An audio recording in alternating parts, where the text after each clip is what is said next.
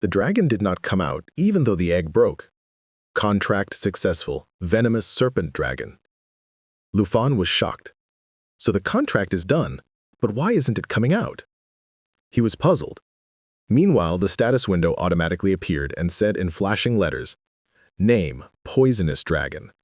Its strength was a mere 152, agility, 153, spirit, 859, and stamina, 186. Lufan read the stats and sighed. Such normal attributes. Spirit is only a little high. It's also much lower than the innate spirit points of that time, 1,394. But then his eyes settled on a line. After fatal damage, disintegration, and regeneration. Upon touch, poison infection. Lufan's eyes widened. That means this dragon will never truly die. Every injury, every death, will only be the beginning of a new life, and within every touch, death will be hidden. The thought sent shivers through his veins, but a slight smile formed on his lips. You are different, unique to me. Suddenly, cracks appeared on the egg. Then another blow.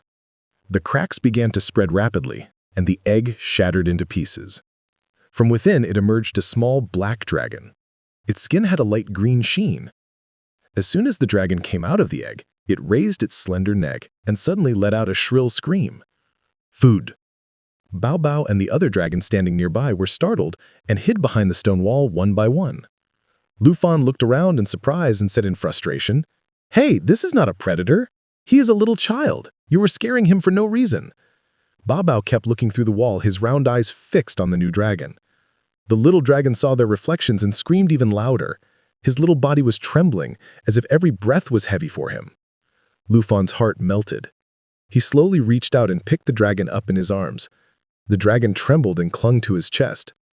A sticky, strange liquid coated his hands. A normal human's body would have burnt to ashes from that poison, but Lufan's blood could withstand it. He thought to himself, You are right. My blood has a special bloodline. This poison cannot harm me.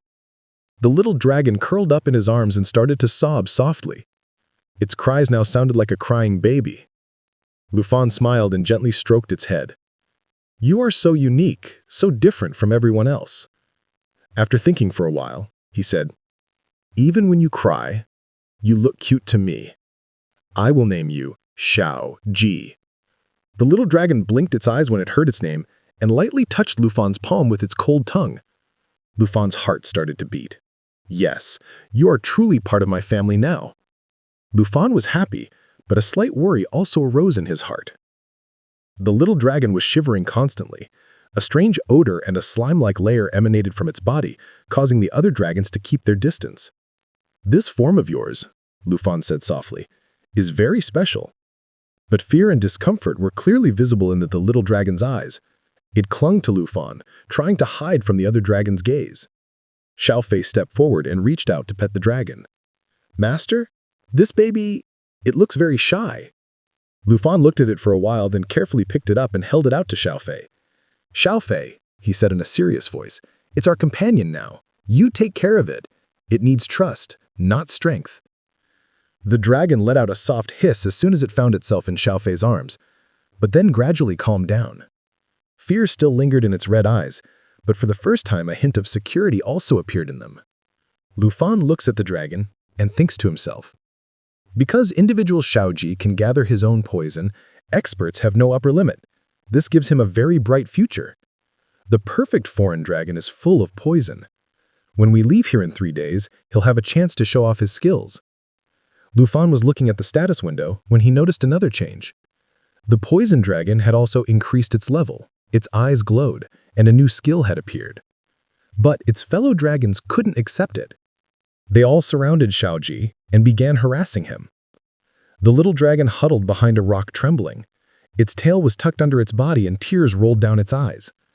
Lufan's heart ached. No, I won't let it break like this. He immediately rushed forward and found Xiaoji. He gently stroked her head. Don't be afraid. You're not alone. Slowly, Lufan consoled her, and Xiaofei tamed to her side.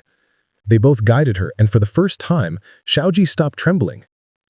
She slowly moved forward and looked at the other dragons. Their gazes were still heavy, But Xiaoji gathered courage under the protection of Lufan and Xiaofei. Finally, she spread her tiny wings and made her way among the rest of her companions.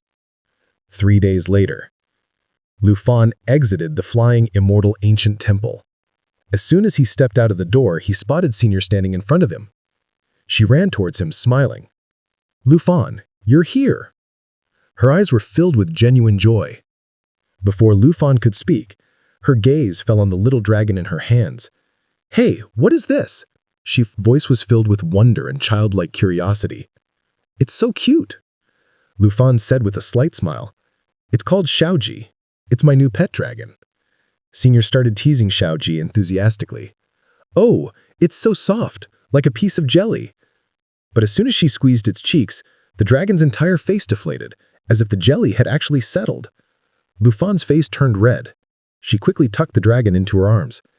"Hey, he's still small. He doesn't look like a dragon. And he's also very socially weak. It's better not to expose him to everyone." He quickly opened the door and let Xiaoji rest inside. He then looked at Senior Stat and said softly, "Were you waiting for me?" Senior Stat looked at him quietly, then pointed with her finger, saying, "Oh, I forgot. I have something important to tell you." Her face suddenly became serious. The smile disappeared. She was now the principal. "I'm going into principal mode now. Listen carefully." Lufan was stunned. Senior Stat said, "Yesterday, Zhao called to say that the final assessments at Dragon City Academy had begun.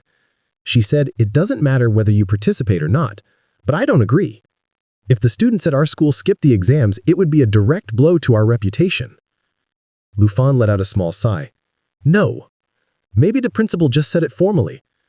Lufan and Senior Stab began walking together. After a moment of silence, Senior Stab smiled lightly. "Okay, principal mode is off. Now only Senior Step mode is on." Lufan laughed at her words. His steps became lighter, but a deep sense of fatigue lurked within him. As he walked, he suddenly said in a low voice, "I want to go somewhere. To be honest, I don't feel like doing that evaluation at all." His voice was tired, as if releasing a long-suppressed burden. Senior Step furrowed her brows and looked at him. "Where?" Lufan paused for a moment before saying, "Do you know about Fallen Dragon Valley?" His voice was filled with hesitation and hesitation. Senior Stat stopped suddenly. Her eyes flashed with surprise and slight worry. "Fallen Dragon Valley," she repeated softly. "Yes, I've heard the name. But why do you want to go there?" Lufan looked at her as if to make sure she really knew this place. "You really know this place?" Senior Stat was silent for a moment. The evening silence began to permeate the air. Then, in a very low, almost broken voice, she said, "This place is not unknown to me either. It's connected to my grandfather's death. 6 months ago, in the lower valley of Fallen Dragon Valley,